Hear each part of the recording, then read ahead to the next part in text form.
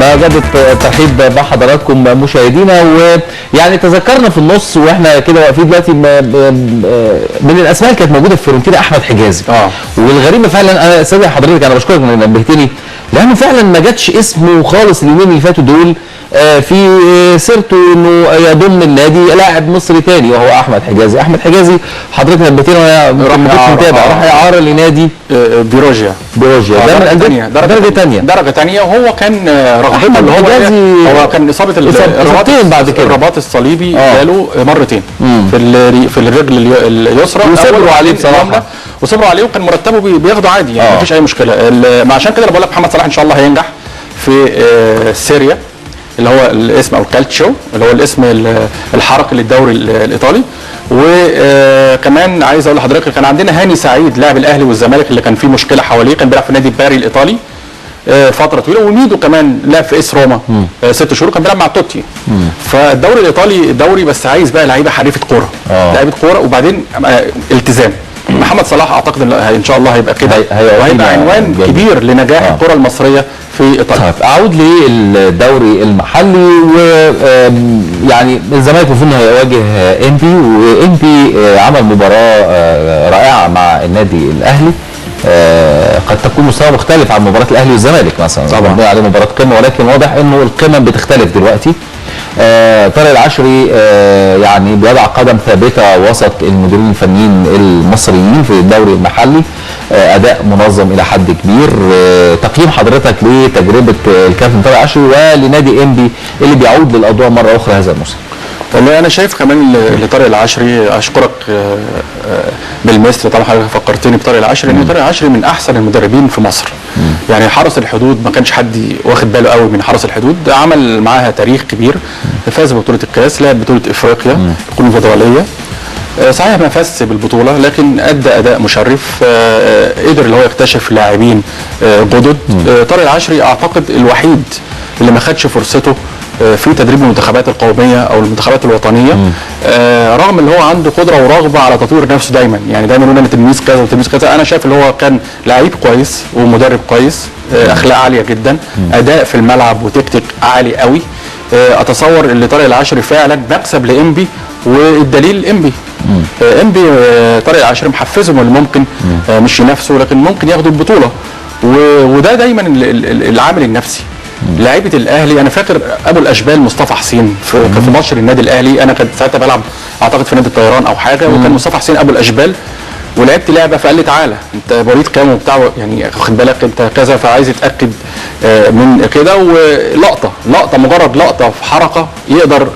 اعتقد طارق العشري عمل كده مع انبي واكتشف عناصر جديده من الدرجه الثانيه. برايس كوست عايز اقول لك بسعر يعني ضعيف جدا وزهيد.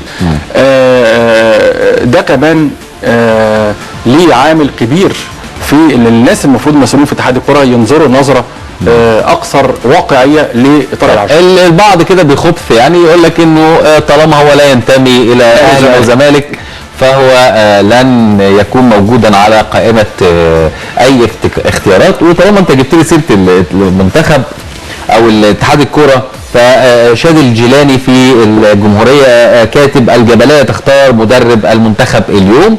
وبصراحه الجمهوريه حاطه صوره كبيره لهيرفي رينار، قد يكون هو المدير الفني المنتخب. طبعا هو كان مدير فني وزامبيا اول بطوله في تاريخها.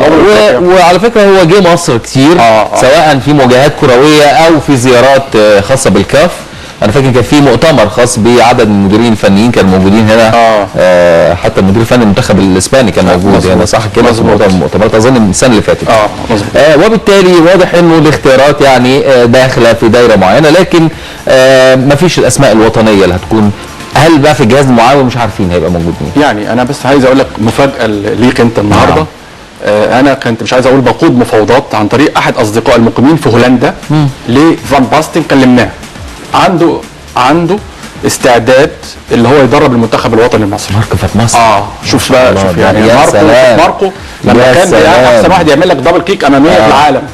ماركو فان باستن، فاكر انت مع فريق الاحلام مع الميلان مع رود خوليت مع ريكارد، فاكر انت الله. يعني تخيل اللي فان باستن عن طريق عمر نايل، وهو يمكن سامعني دلوقتي في هولندا، مصري وطني جميل. تواصلتوا معاه؟ وتواصلنا، وهو راجل رحب حاجه معينه يعني 70,000 يورو. هو بياخد 120,000 يورو. هو قال تقديرا لمصر وعراقه مصر. وانا سمعت كتير من هيثم فاروق لما كان بيلعب في فينورد. أيوة. ولما كان بيلعب في اياكس ميدو، لما كان يعني ميدو طبعا في عزه، بدايته ونهايته اياكس. فقال انا ارحب بمصر، شعب محترم. 70 كتير قوي. 70,000 يورو. معلش، ما هو انت، انا عايز اقول لك ان انت عشان تجيب مدرب يعني لسه مدرب تقدر تقول عليه. فيريرا مثلا بياخد كام؟ هو جايب 50. فان باستن كان فين؟ لا، فان باستن كان في اياكس، درب فتره في منتخب برضه هولندا الشباب. وفرنسا. لكن هو مدرب يعني، تخيل انت ماركو فان باستن المدير الفني بس كتير.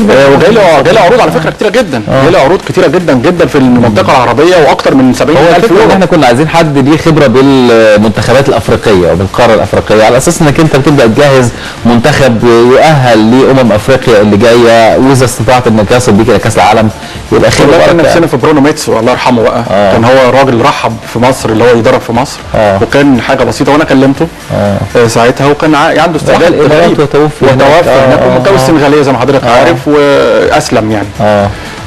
لكن انا شايف ان المدرب الجديد ده هيبقى يعني لازم يكون فيه اتفاق، ما يكونش فيه خلاف عليه. والعقد على فكره بقى، انا عايز اقول لاتحاد الكوره يا استاذ جمال علام لو سامعني، واعضاء الجمعيه المحترمين، يا ريت العقد يكون على قد فتره الاتحاد، يعني ما نتورطش ونعمل عقد 4 سنين يا استاذ حسام، ويجي اصلا هي فترتهم سنه.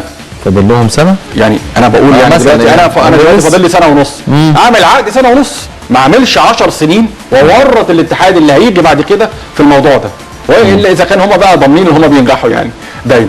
فاتصور ان ده حاجه مهمه، ولازم يحصل نقاط اتفاقيه او نقاط اتفاق، رغم ان احنا يعني اتفقنا على الاقل نتفق. انا عايز نلغي العباره السيئه دي ونتفق بقى مره واحده. اللي حطها دي عبد الرحمن ابن خلدون، شفت بقى، وقال انه اتفق العرب على مؤسس علم الاجتماع الحديث، كان مسميها اسم علم العمران البشري. ايوه. وقال اتفق العرب على الا يتفق. ايوه. ودي قاعده يعني واضح ان هو لما درس المجتمعات العربيه كان مذاكر بقى، الراجل كان مذاكر. وطبعا تحيه لعبد الرحمن ابن خلدون، هو مؤسس علم الاجتماع، وجه بعديه بقى كارل ماركس، كابيتاليزم، الراسماليه والاشتراكيه، وبدات بقى جون كينز وادم سميث.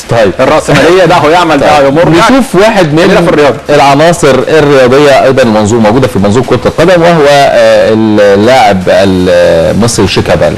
المفروض ان هو في سبورتنج اخر مفاوضات، اخر اخبار انا عرفتها ان هو اتفاوض هاني زاده، سافر مخصوص للتفاوض مع شيكابالا. هو بيتفاوض مع شيكابالا مع النادي، يعني بمعنى اصح سبورتنج لشبونه. والبدايه قالوا احنا عايزين 1,000,000 يورو.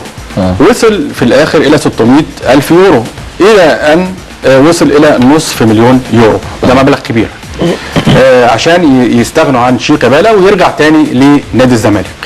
اعتقد صعب جدا للزمالك يدفع مبلغ زي دون في شيكابالا، خاصه وبعدين هو قيمته مكتمله، يعني هيتسجل فين؟ بالظبط، يعني الزمالك قيمته مكتمله، فهل في طريقه معينه لوجوده؟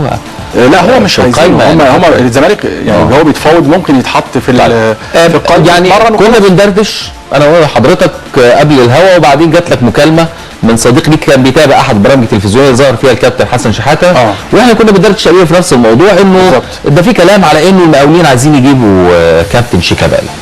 فجات المكالمه من صديق ليك واداك بعض المعلومات كده عن حلقه تلفزيونيه احنا ما بنتابعهاش، لكن يمكن بتتوافق في نفس ميعاد اذاعه البرنامج مع كابتن حسن شحاته.